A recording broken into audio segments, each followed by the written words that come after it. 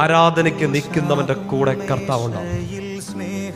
ബലിപീഠത്തിന് പ്രാധാന്യം കൊടുക്കുന്ന, കർത്തൃ ശുശ്രൂഷയ്ക്ക് പ്രാധാന്യം കൊടുക്കുന്ന, വചനത്തിന് പ്രാധാന്യം കൊടുക്കുന്ന, ബലിയർപ്പണത്തിനും നിത്യാരാധനയ്ക്കും പ്രാധാന്യം കൊടുക്കുന്ന ഒരുവന് കിട്ടുന്ന ഏറ്റവും വലിയ സമ്മാനം, അവൻ ഒറ്റയ്ക്കായി പോവത്തില്ല, കർത്താവ് അവന്റെ കൂടെ ഉണ്ടാകും.